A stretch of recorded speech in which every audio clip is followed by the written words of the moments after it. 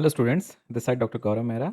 अब स्टार्ट करेंगे हम कम्युनिटी का पोर्शन। बहुत इंपॉर्टेंट है हमारे एग्जाम में। मोर फोकस टू यूपी, क्योंकि हमें यूपी का एग्ज़ाम देना है, तो यूपी के थ्रू हमें ये जानने की कोशिश करनी है कि वहाँ का हेल्थ स्ट्रक्चर कैसा है और वहाँ पे क्या ऐसी इंपॉर्टेंट चीज़ें हैं आयुष सेक्टर में जो हमारे एग्जाम के लिए ज़रूरी हो सकती है, तो हम वो भी देखेंगे। ठीक है।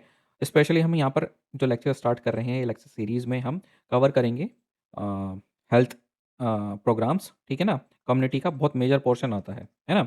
सिर्फ कम्युनिटी हेल्थ में यही पोर्शन नहीं है कि हम सिर्फ प्रोग्राम ही पढ़ेंगे, काफ़ी सारी चीज़ें प्रोग्राम्स के अलावा भी हैं, हम वो भी देखेंगे, जिसको आप ये बोल सकते हो कि मॉडर्न साइंस में या मॉडर्न मेडिसिन में जो हम पढ़ते हैं ना, इन्हीं आगे आने वाली लेक्चर सीरीज़ में देखेंगे। ठीक है। चलिए स्टार्ट करते हैं। सबसे पहले हाँ, अब इस लेक्चर सीरीज़ में हम कैसे कवर करेंगे, थोड़ा सा मैं उसका ओवरव्यू दे दूँ आपको, so that you can understand in a very effective manner. ठीक है। कम्युनिटी प्रोग्राम्स में जो आते हैं, मतलब कम्युनिटी के अंदर जो प्रोग्राम्स आते हैं, उसकी शुरुआत कब से हुई? 1947 के बाद से हुई। 1947 में क्या हुआ था? इंडिपेंडेंस मिली थी। ठीक है। तो यहाँ पर जो उस टाइम पे हालात थे कंट्री के, वो थोड़े से ख़राब सिचुएशन में थे, वर्सन थे as compare to later on periods. ठीक है। तो हमने क्या किया है, 1950 से लेकर करंट तक का पीरियड को हमने 3 सेक्शंस में डिवाइड कर दिया है। ठीक है। Just to make you learn things easily and conveniently. तो यहाँ पर 1950, ठीक है, और यहाँ पर अभी क्या चल रहा है, 2026। यहाँ से लेकर 2026 तक का जो पूरा पीरियड है, इसको मैंने 3 एरा में डिवाइड कर दिया है, 3 सेक्शन में डिवाइड कर दिया है ना? क्या-क्या डिफरेंसेस थे इन एरा में, वो सब हम देखेंगे, और कौन से एरा में कौन-कौन से प्रोग्राम आए।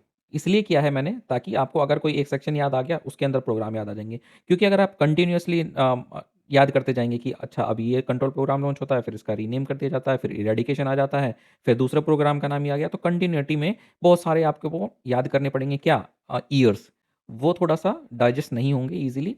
That's why I have created this PPT, so that I make you understand about the programs basic, कैसे-कैसे लॉन्च होता है और हमारा इंडियन हेल्थ स्ट्रक्चर कैसा है, हमारा हेल्थ आर्किटेक्चर कैसा है, राइट? तो शुरू करते हैं पहला लेक्चर। इसमें देखते हैं हम, मैंने जैसा आपको बताया, फर्स्ट फेज़ बोल सकते हो आप क्लियरिंग द ग्राउंड्स। ठीक है। सेकंड फेज़ में आया laying the foundation. Laying the foundation जो फेज़ है, ये 1970 से लेकर 2005 तक का है। ठीक है। लगभग आप मान के चल सकते हो 35 ईयर इसके अंदर है, 20 ईयर इसके अंदर है ना? एंड 2005 से लेकर अब तक का जितना भी टाइम हो गया, 21 ईयर इसको आप मान के चलो। इन 3 सेक्शन में डिवाइड कर दिया, और मेजॉरिटी क्या चेंजेस आए हैं, बस वो देख लेंगे ना, तो आपको सारे प्रोग्राम्स की डेट, ईयर्स वगैरह ईज़िली याद हो जाएगी, है ना? तो हम इसी स्ट्रक्चर में देखेंगे। दूसरा, हम ये भी देखेंगे कि जो यूपी का हेल्थ स्ट्रक्चर है, आर्किटेक्चर है, वो कैसे काम करता है ना? ये सारी चीज़ें ओवरव्यू लेने के बाद में नेक्स्ट चैप्टर से हम प्रोग्राम्स को कवर करेंगे। ठीक है? चलिए शुरू करते हैं first era, that is between 1950 to 1970। ठीक है? बेसिकली इसमें डिज़ीज़ कंट्रोल कैम्पेन्स ज़्यादा लॉन्च हुए, डिज़ीज़ कंट्रोल प्रोग्राम्स ज़्यादा लॉन्च हुए। क्यों हुए? 1947 में जैसे मैंने बताया इंडिपेंडेंस मिली, तो कंट्री की कंडीशन काफ़ी ख़राब थी। उस टाइम पे एक तो पॉपुलेशन ज़्यादा थी, पर कैपिटा इनकम बहुत कम थी, है ना? तो लोग अपनी हेल्थ पर खर्चा नहीं कर पा रहे थे। ठीक है? हेल्थ में गड़बड़ी होने के कारण जो मोर्टेलिटी रेट है, मॉर्बिडिटी रेट है, वो काफ़ी हाई था उस टाइम पर। तो ये चीज़ें कंट्रोल करनी थी, है ना? अब जब इतनी सारी चीज़ें गड़बड़ थीं और मोर्टेलिटी रेट, बहुत सारी डिज़ीज़ होने की वजह से, उनका ट्रीटमेंट ना होने की वजह से, ये सब चीज़ें हाई थी, मोर्टेलिटी, मॉर्बिडिटी, है ना? न्यूट्रिशन की कमी होना, इस तरह की चीज़ें उस टाइम पर बहुत ज़्यादा प्रीडोमिनेंट थी या डोमिनेंट थी, है ना? तो उस टाइम पर जैसे टीबी हो गया, लेप्रोसी हो गया, ठीक है? या फिर मलेरिया हो गया, इन सब चीज़ों की ना अबंडेंस थी सोसाइटी में, बहुत ज़्यादा ये हो रहे थे। इसीलिए गवर्नमेंट ने क्या सोचा, जैसे ही सरकार बनती है इंडियन गवर्नमेंट की, नेहरू जी पीएम बनते हैं, तो कुछ काम हर सेक्टर में काम किए गए। तो हेल्थ सेक्टर में काम करने के लिए क्या सोचा गया कि चलिए पहले कुछ वर्टिकल प्रोग्राम्स को इंट्रोड्यूस कर दिया जाए, so that we can control such kind of diseases. ठीक है ना? तो इसमें क्या हुआ, इन्होंने कुछ specific widespread disease through vertical and top down national programs. इसका मतलब क्या हुआ? इसका मतलब ये हुआ कि स्पेसिफिक किसी एक डिजीज के लिए एक प्रोग्राम को लॉन्च कर दिया गया। लेप्रेसी के लिए एक अलग प्रोग्राम, मलेरिया के लिए अलग प्रोग्राम, टीबी के लिए अलग प्रोग्राम, है ना? इन सब चीज़ों के लिए अलग अलग प्रोग्राम्स को लॉन्च करा गया, सिंगल सिंगल को। लेकिन अभी आप जैसे देखते होंगे एनएचएम के अंदर एक हॉरिजॉन्टल काइंड ऑफ स्ट्रक्चर है हमारा सोसाइटी का, हेल्थ का, ताकि उसमें सभी चीज़ें कवर हो जाए, स्पेशली किसी एक पर्टिकुलर डिजीज़ के लिए हम प्रोग्राम ना चलाना पड़े। अभी ज़्यादातर ऐसे हैं, मैं इसलिए आपको बता रहा हूँ कि हॉरिजॉन्टल और वर्टिकल प्रोग्राम्स में क्या डिफरेंस है। तो उस टाइम पर वर्टिकल प्रोग्राम्स काफ़ी ज़्यादा इंट्रोड्यूस हुए थे मार्केट में, है ना, इंडिया में। हेल्थ स्ट्रक्चर में, सो दैट एक-एक डिज़ीज़ को पकड़ा जाए, उनको कंट्रोल किया जाए, देन पहले कंट्रोल करेंगे, देन उसको इरेडिकेट करेंगे, राइट? इरेडिकेट या एलिमिनेट करेंगे। और एलिमिनेट का मतलब ये नहीं होता कि बिल्कुल ज़ीरो कर दिया, नहीं, एक सर्टेन नंबर होता है। फॉर एग्ज़ाम्पल कि अगर 1 लाख पॉपुलेशन पर एक लेप्रोसी का पेशेंट आता है, या 10,000 पॉपुलेशन पर एक पेशेंट ऐसा आता है जो लेप्रोसी से अफ़ेक्टेड है, तो उसको एलिमिनेशन ही माना जाएगा, उसको एलिमिनेट ही माना जाएगा, ठीक है? तो इस तरीके से इस पीरियड में ज़्यादातर वर्टिकल प्रोग्राम्स लॉन्च हुए, जो कि कंट्रोल प्रोग्राम्स थे, है ना? क्योंकि पहले हम डिज़ीज़ को कंट्रोल करेंगे, देन उसके बाद उसको एलिमिनेट करेंगे। पहले ही एलिमिनेशन नहीं कर सकते ना, पहले तो हमारे पास एलिमिनेशन करने के लिए हेल्थ स्ट्रक्चर होना चाहिए, इंफ्रास्ट्रक्चर होना चाहिए, बहुत सारी चीज़ें हैं, स्टाफ होना चाहिए, ठीक है? तो अभी हमें क्या करना था, during the initial phase of independence हमें कंट्रोल प्रोग्राम्स लॉन्च करने थे। That's why we have launched many control programs as you have seen in your textbook और कम्युनिटी हेल्थ सेक्शन, ठीक है? इसके पीछे की सिंपल सी फिलॉसफी क्या थी कि eradication and control of the single disease, highly centralised campaign based operation, ठीक है? सेंट्रलाइज थी ये पहले, और कैंपेन बेस्ड ऑपरेशन, है ना? आपने देखा होगा पहले कि किसी भी चीज़ का कैंपेन शुरू करते थे कि ठीक है, जैसे अभी भी होता है, पोलियो का कैंपेन होता है ना? कि एडवर्टीजमेंट आता है, इधर उधर लोग एक दूसरे को बताते हैं, एक तरीके से वो कैंपेन बेस्ड हो गया, है ना? टीवी पर आप ऐड देखते होंगे, तो इस तरीके के कैंपेन बेस्ड प्रोग्राम्स थे ये, जो उस टाइम पर लॉन्च हुए, है ना? वर्टिकल प्रोग्राम मैंने जैसे कि आपको बता दिया, each with its on separate infrastructure and staff. सभी प्रोग्राम इंडिविजुअली हर एक को देखता था। लेप्रेसी वाला प्रोग्राम, लेप्रेसी के लिए जो प्रोग्राम लॉन्च हुआ, उसका स्टाफ अलग होगा, उसका इंफ्रास्ट्रक्चर अलग होगा, है ना? टीबी के लिए जो हुआ, उसके लिए सब कुछ अलग होगा। तो from top to bottom, central government के लॉन्च करने से उसको इम्प्लीमेंट करने तक के, है ना? सारी चीज़ें अलग-अलग होंगी। ये था वर्टिकल अप्रोच, ठीक है? In this era 1950। अब हम ये देख लेते हैं कि कौन-कौन से मोस्ट इम्पोर्टेंट प्रोग्राम्स थे जो इस एरा में लॉन्च हुए, है ना? तो की हेल्थ प्रोग्राम्स जो थे, वो थे 1952 के अंदर नेशनल फैमिली प्लानिंग प्रोग्राम। बहुत इंपॉर्टेंट है, बस आपको 2 चीज़ इसमें याद करके रखनी है कि पहला ऐसा प्रोग्राम था डेवलपिंग नेशन के अंदर, जो ग्लोबली लॉन्च हुआ था और जो पॉपुलेशन कंट्रोल में कारगर था। आई मीन पॉपुलेशन कंट्रोल करने के लिए किसी डेवलपिंग नेशन के अंदर पहला प्रोग्राम था, इतने बड़े लेवल पर, है ना? पूरे कंट्री लेवल पर। तो क्या करेंगे? एनएफपीपी कब? 1952, ठीक है? Control the population, to control the population, ठीक है? अब बात करते हैं, चलो अब हम ये देखते हैं कि कंट्रोल हो गई पॉपुलेशन, अब क्या? चलो हमने एक एक प्रोग्राम तो लॉन्च कर दिया 1952 में, चलो कि देखेंगे अगले 10 साल में या 20 साल में देखेंगे कि क्या इसका इफेक्ट आता है, कितनी पॉपुलेशन कंट्रोल होती है। अब बात करते हैं, फिर से देखा कि अब मेजर प्रॉब्लम क्या है, तो मेजर प्रॉब्लम क्या नज़र आई? मलेरिया की, है ना? तो 1953 के अंदर मलेरिया प्रोग्राम लॉन्च हुआ, है ना? मलेरिया कंट्रोल प्रोग्राम लॉन्च होता है कब? 1953 में, क्योंकि उस टाइम पे मलेरिया की वजह से होने वाली जो मोर्टेलिटी रेट था, वो काफ़ी हाई था। इसीलिए मलेरिया को आफ्टर फैमिली प्लानिंग प्रोग्राम के बाद लॉन्च कर दिया गया 1953 के अंदर। कैसे याद करेंगे? देखो एम जो है ना मलेरिया का, वो 3 की तरह ही है, बस इसको वर्टिकल कर दो 3 को, है ना? तो ऐसे याद कर सकते हो। मलेरिया कंट्रोल प्रोग्राम कब था? 1953 के। रादर हम इन चीज़ों को डिटेल में कवर करेंगे। अभी मैं आपको प्रोग्राम्स का एक ओवरव्यू दे रहा हूँ, ठीक है ना? 1955 नेशनल फाइलेरिया कंट्रोल प्रोग्राम, ठीक है? फिलेरियासिस की दिक्कत भी थी उस टाइम पर, तो क्या किया? फाइलेरिया के लिए प्रोग्राम लॉन्च कर दिया गया। सेम ईयर में ही लेप्रोसी के लिए भी लॉन्च कर दिया गया, है ना? तो लेप्रोसी के लिए भी कंट्रोल प्रोग्राम आया, सभी के कंट्रोल प्रोग्राम थे, आप देख रहे होंगे यहाँ पे। लास्ट में ये 1962 के अंदर इरेडिकेशन प्रोग्राम हुआ किसका? स्मॉल पॉक्स का, ठीक है ना?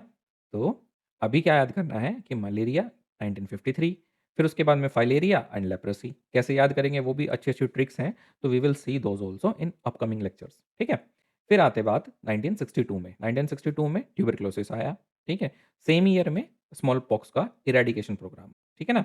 ये लेप्रोसी हो गया, फिर ट्यूबरक्लोसिस हो गया एंड स्मॉल पॉक्स इरेडिकेशन बाकी ये प्रोग्राम्स इंपॉर्टेंट हैं, इनकी डेट इंपॉर्टेंट है, हम बार-बार रिवाइज़ करेंगे तो हमको ये याद हो जाएँगी, ठीक है? आगे चलते हैं एरा 2 की तरफ। इस एरा में क्या हुआ? बेसिकली यहाँ पर शिफ्ट होता है प्राइमरी हेल्थ केयर को इम्प्रूव करने के लिए 1970 से 2005 के अंदर। तो फंडामेंटल जो शिफ्ट हुआ from disease control to building basic public health infrastructure and providing the integrated और असेंशियल केयर। अभी तक क्या हो रहा था, हम एक-एक डिजीज को पकड़ रहे थे और उनको कंट्रोल करने की कोशिश कर रहे थे। अब लगा कि चीज़ें थोड़ी बहुत कुछ कंट्रोल होने लगी हैं, तो अब हेल्थ केयर की हेल्थ ही सही रहे, है ना? बीमारी ही ना लगे कोई किसी तरीके की, तो उसके लिए क्या किया जा सकता है? तो उसके लिए ये 1970 से 2005 के अंदर डेवलपमेंट्स हुई। किस तरह की डेवलपमेंट्स हुई? कि building the basic public health care infrastructure बनाए गए, है ना? प्रोवाइडिंग द इंटीग्रेटेड हेल्थ, सिर्फ एक प्रोग्राम एक डिजीज़ को कंट्रोल नहीं, इंटीग्रेशन के साथ काम करने लगे, जैसे कि आरसीएच आया था आपका, ठीक है? Reproductive child health care programme, ठीक है? ये हो गया। फिर एसेंशियल, मतलब बेसिकली यहाँ पर बीमारी को कंट्रोल ना करके उस बीमारी ना हो, इस चीज़ को कंट्रोल करने वाले प्रोग्राम्स को लॉन्च किया गया, है ना?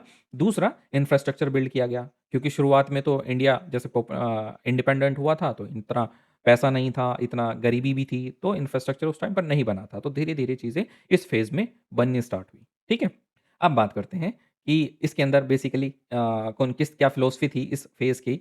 तो acknowledge the social determinants of health like nutrition and focus on maternal and child well-being, है ना?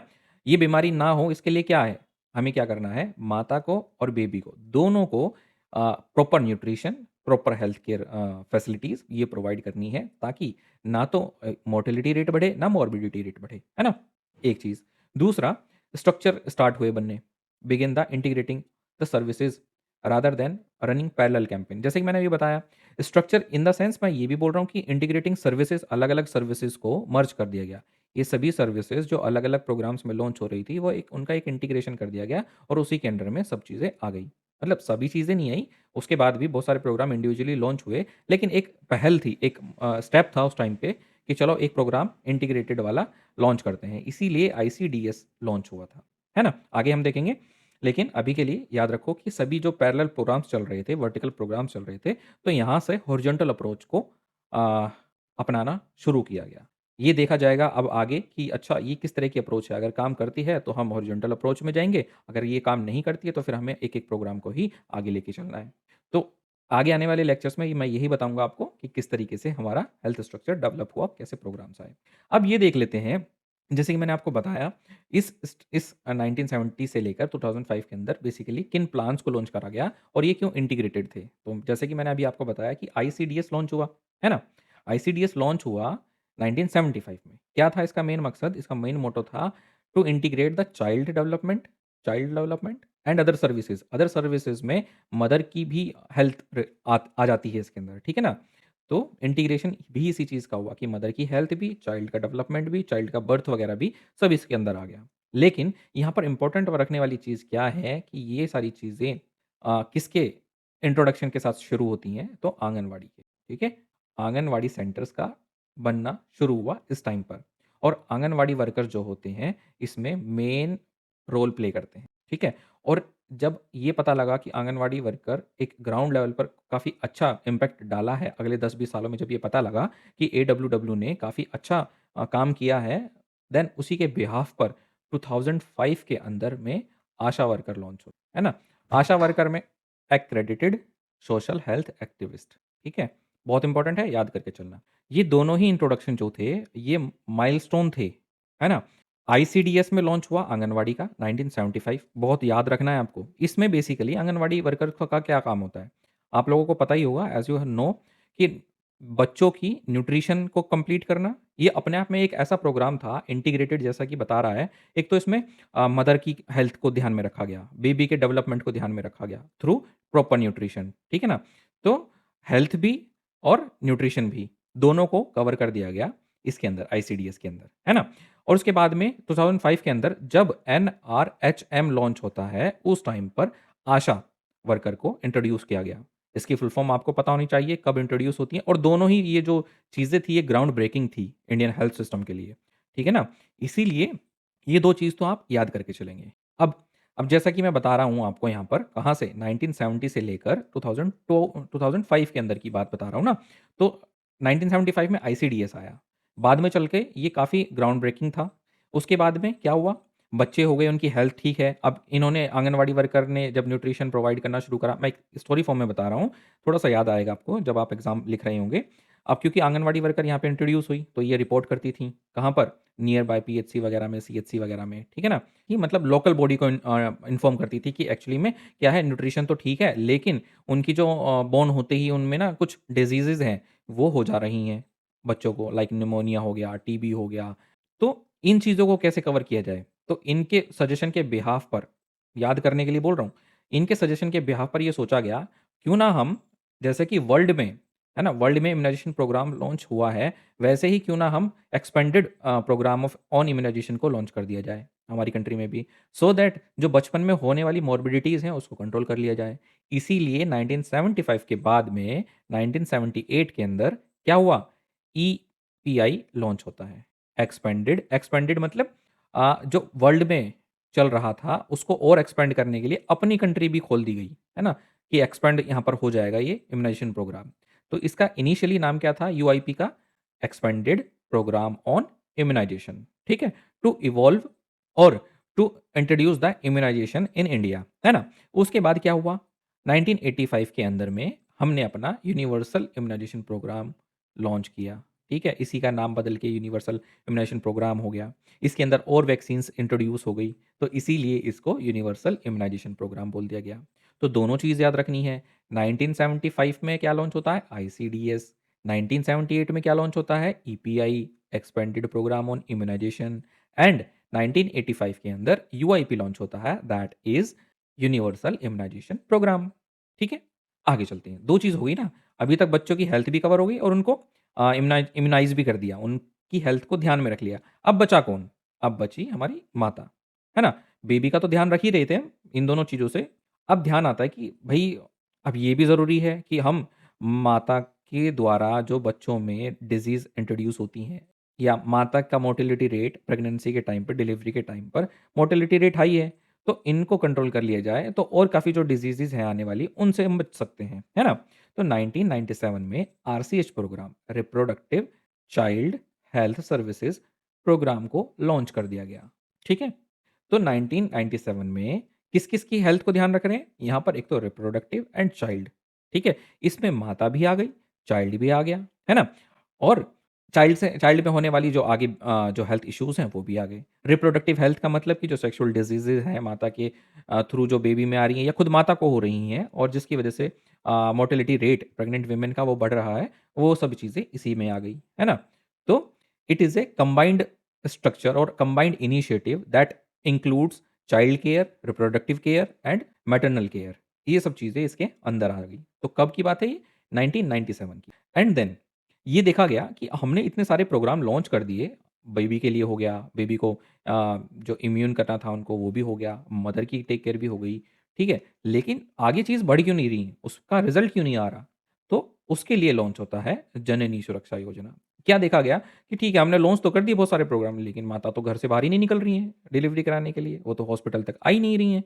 तो क्या सोचा गया कि चलो थोड़ा-सा लालच दे दिया जाए, थोड़ा-सा कैश इंसेंटिव दे दिया जाए, so that government can invite the womens और the pregnant women cash incentive scheme के थ्रू इंस्टीट्यूशनल डिलीवरी को प्रमोट किया गया, ताकि मदर और बेबी इंस्टीट्यूट में आए, डिलीवरी कराएँ और वहीं पर ही, है ना? वहीं पर भी उनको काउंसल कर दिया जाए। काउंसल करने के बाद में ये बता दिया जाए कि बेबी को किन-किन इंजेक्शंस की ज़रूरत है, किन-किन इम्यूनाइज़ेशन टीकों की ज़रूरत है ना?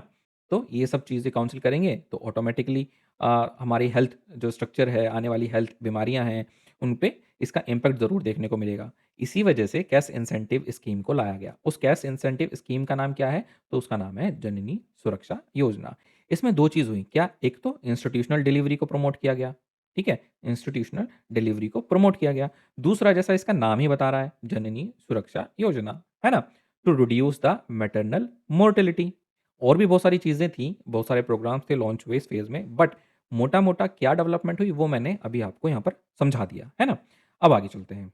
अब बात करते हैं third era, that is between 2005 to present, ठीक है? It is a universal health coverage, है ना? It is also for achieving the universal health coverage. UHC को अचीव करने के लिए बेसिकली यह फेज़ था, है ना? इसको डिवाइडेड किया गया, बहुत अच्छे से इसको इम्प्लीमेंट किया गया, बहुत अच्छे से इसको डिवाइड करा गया। बहुत ही मतलब इम्प्लीमेंटेशन से पहले बहुत सारी रिसर्च हुई, रिसर्च के बाद एक-एक फेज़ में हमने चीज़ों को लॉन्च किया। इसमें से मेन चीज़ आती हैं ये 3 चीज़ें, first, second and then third. अब यहाँ पर क्या ध्यान देना है? नेशनल रूरल हेल्थ मिशन 2005 के अंदर आया, ठीक है? फिर 2013 के अंदर आया national health mission and then 2018 के अंदर आया आयुष्मान भारत। और तीनों ही ये ग्राउंड ब्रेकिंग थी। तीनों के ही लिए ये बोला जाता है कि ये इंडियन हेल्थ सिस्टम को चेंज करने की कैपेबिलिटी थी इनमें और चेंज भी किया, है ना? और हमारे एग्ज़ाम के लिए तो इम्पोर्टेंट है ही। पिछली बार एनएचएम से भी क्वेश्चन था, रूरल हेल्थ मिशन से भी क्वेश्चन था, अर्बन से भी क्वेश्चन था। तो ये सारी चीज़ें आपको याद करनी पड़ेंगी। कैसे-कैसे हुई वो मैं आपको समझाने के लिए यहाँ पर हूँ, ठीक है ना? याद थोड़ा-सा करेंगे लेकिन याद के साथ-साथ समझेंगे भी सो दैट एक लॉन्ग टर्म मेमोरी में हमारी चीज़ें सेट हो जाएँ, है ना? अब देखते हैं कि क्या हुआ, इस पीरियड के दौरान क्या हुआ? सबसे पहले लॉन्च होता है, गवर्नमेंट सोचती है कि ठीक है हमने माता की केयर कर ली, बेबी की केयर कर ली, बेबी को होने वाले जो डिज़ीज़ थे उसके लिए इम्यूनाइज़ेशन प्रोग्राम आ गया, एडल्ट्स के लिए हमने कंट्रोल प्रोग्राम लॉन्च कर दिए, ये सब चीज़ें हो गया। लेकिन अभी भी ये देखा गया कि गाँव की साइड में शहरों के मुकाबले ज़्यादा बीमारियाँ हैं, वहाँ पर हेल्थ स्ट्रक्चर इतने अच्छे तरीके से पेनिट्रेट नहीं किया है ना? गाँव में लोगों की हेल्थ को लेकर जागरूकता नहीं है, ठीक है? वहाँ पर डॉक्टर्स की अप्रोच नहीं है, वहाँ पर प्राइमरी हेल्थ केयर जो होना चाहिए किसी भी गाँव में होने वाली बीमारियों के लिए, वो वहाँ तक नहीं पहुँचा है ना?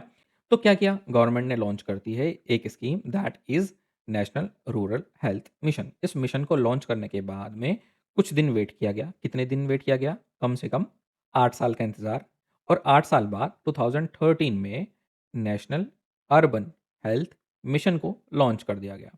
अब इसके पीछे की स्टोरी ये है कि 2005 में जब हमने national rural health mission launch किया, उसकी जो डेवलपमेंट थी, वो काफ़ी अच्छी हुई, है ना? जो प्रोग्रेस था, वो बहुत अच्छा रहा। जो इसने अचीव किया इस मिशन ने, वो ग्राउंड ब्रेकिंग था, है ना? दैट्स व्हाई जब ये पता लगा कि ये तो काफ़ी अच्छी तरीके से इम्प्लीमेंट हुई हैं चीज़ें, काम कर रही हैं, दैट्स व्हाई सोचा गवर्नमेंट ने कि क्यों ना हम इसको अर्बन पॉपुलेशन के लिए भी लॉन्च कर दिया जाए, है ना? देन 2013 के अंदर इसको अर्बन पॉपुलेशन के लिए लॉन्च कर दिया गया इन 2013। बट 2013 के अंदर 2 चीज़ें हुई।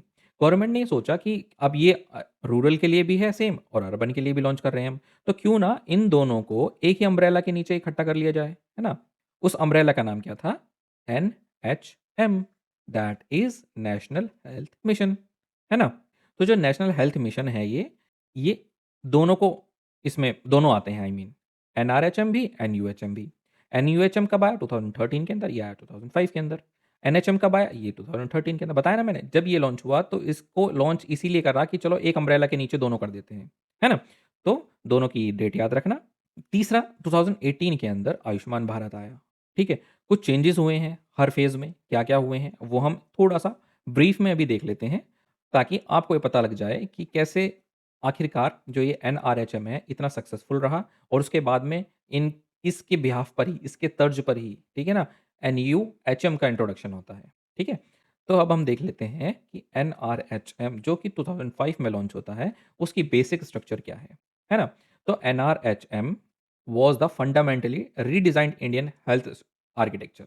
तो यहाँ पर 2005 में आने के बाद में काफ़ी चीज़ें चेंज होती हैं। अभी आप जो एमओ का एग्ज़ाम देने जा रहे हैं ना, आप ये मान के चलो कि एनआरएचएम की देन है, ये आपकी एमओ की वैकेंसी। मैं ये नहीं कह रहा हूँ कि पहले एमओ की वैकेंसी नहीं होती थी, बट इतनी फ्रीक्वेंटली क्योंकि इस टाइम पर ऐसा मैं क्यों बोल रहा हूँ? बिकॉज़ इस प्रोग्राम के लॉन्च होते वक़्त या इस प्रोग्राम के लॉन्च होने पर बहुत सारी पीएचसी और सीएचसी का इंट्रोडक्शन हुआ, ग्राउंड लेवल पर, गाँव के लेवल पर।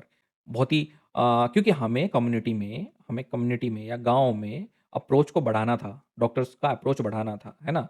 इंट्रोडक्शन बढ़ाना था नॉर्मल पॉपुलेशन को डॉक्टर्स का। तो क्या हुआ? इस मिशन के तहत ही क्या लॉन्च हुए? सब सेंटर्स लॉन्च हुए, primary health care centres launch हुए, सीएचसी लॉन्च हुई। तो जब ये लॉन्च हुई, तो ऑब्वियस सी बात है यहाँ पर डॉक्टर्स चाहिए, तो एमओ की वैकेंसीज़ बेसिकली इनको फुलफ़िल करने के लिए दी गई, है ना?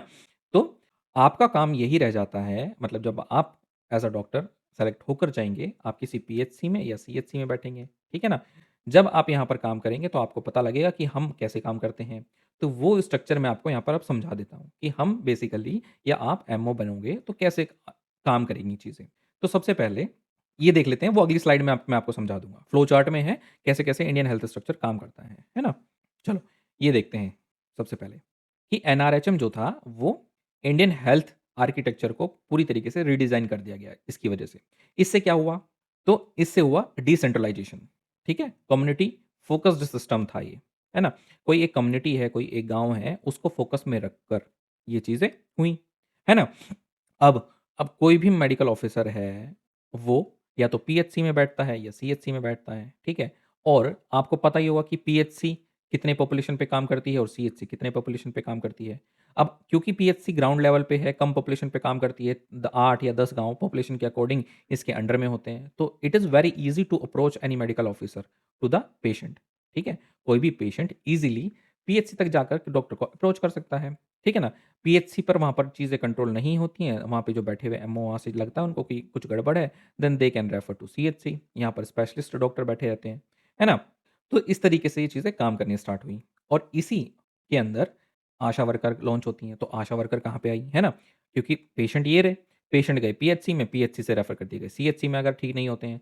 लेकिन पीएचसी और गाँव के लेवल पे इसके बीच में लोकल पॉपुलेशन जो है वहाँ पर उसके और पीएचसी के बीच में क्या हुआ?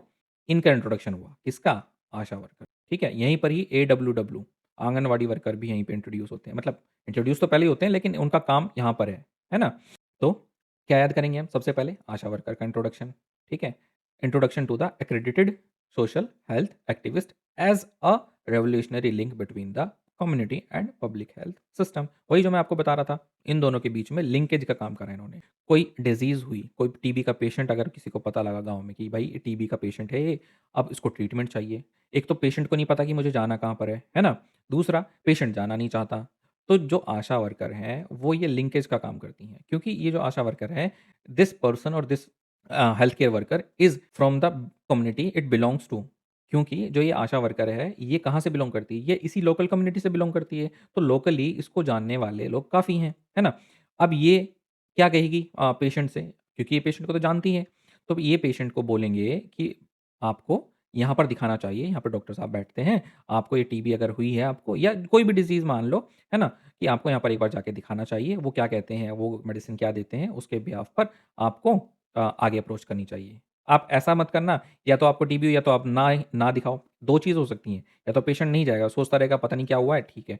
या फिर पेशेंट जाएगा सीधा या तो सीएचसी में जाएगा या टर्शियरी हेल्थ केयर हॉस्पिटल होगा कोई डिस्ट्रिक्ट लेवल पे, वहाँ पे जाएगा। तो इन दोनों ही चीज़ को ख़त्म करने के लिए तो आशा इसको क्या करेगी?